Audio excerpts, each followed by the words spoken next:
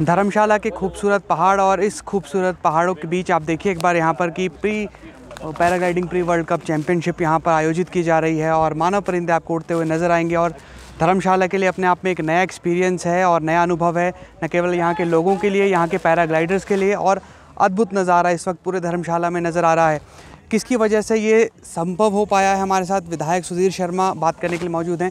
Sir, सबसे पहले आपको बहुत बहुत शुभकामनाएं धर्मशाला में इतने बड़े आयोजन के लिए। कैसे सोच आई कि धर्मशाला में इतना बड़ा आयोजन करवाया जा सकता है? देखिए, ये सोच तो कोरोना के समय में यहाँ पर जो स्थानीय लड़के हैं जो फ्लाइंग करते हैं वो मेरे घर पे आए और मुझे यहाँ लेकर के आए। नीचे सड़क से पैदल हम लोग यहाँ पहुँचे जी। तो जगह देखते ही मैं समझ गया था कि ये बहुत अच्छी साइट आने वाले समय में होगी और उसी के चलते आप देख रहे हैं कि आज यहाँ प्री वर्ल्ड कप हो रहा है। उसका आयोजन आज से शुरू हुआ है और लगभग 97 पायलट्स का रजिस्ट्रेशन प्रोसेस चल रहा है। काफ़ी सारी कंट्रीज़ हैं, America, Brazil, France, Spain, Nepal और इंडिया के, हिमाचल के बहुत सारे लड़के हैं, लड़कियां हैं, इंडियन आर्मी है, एयरफोर्स है। तो सभी लोग इस इवेंट से जुड़े हैं। मुझे लगता है आने वाले समय में अच्छा उभर कर के स्थान आएगा और हम लोग अगले वर्ष के लिए जो है वो वर्ल्ड कप की बिडिंग भी करेंगे, तो यहाँ वर्ल्ड कप लेकर के आएंगे। सर, 7% GDP है हिमाचल प्रदेश के पर्यटन की। सिर्फ घूमने फिरने तक सीमित ना रहे, पर्यटन एडवेंचर टूरिज़्म भी हो, लोग यहाँ पर खेल गतिविधियों में भाग लें और युवाओं के रोज़गार से जोड़कर कितना महत्वपूर्ण हो जाता है सर ये? देखिए, इस तरह की गतिविधियाँ बहुत महत्वपूर्ण इसलिए हैं क्योंकि फुटफॉल तो है, लोग आते हैं, लेकिन वो आके करेंगे क्या? लंबा समय तक रुकें, थोड़ा एडवेंचर करें और बाकी चीज़ें और डेवलप हों, नई साइट्स हों जहाँ तक वो पहुँचें। क्योंकि होटल के कमरे में रहना और मेट्रोपॉलिटन सिटी में फ्लैट के अंदर कमरे में रहना एक ही चीज़ है।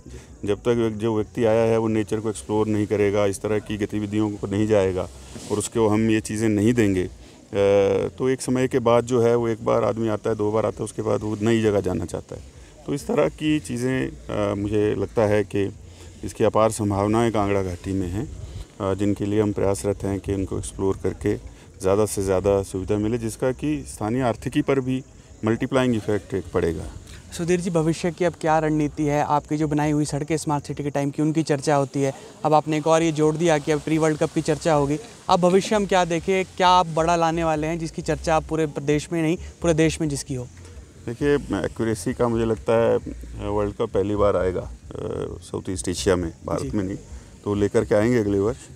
और उसके साथ अभी प्रदेश में कैनोइंग यहाँ शुरू नहीं हुई है, जो एशियन गेम्स ओलंपिक्स में जाती है।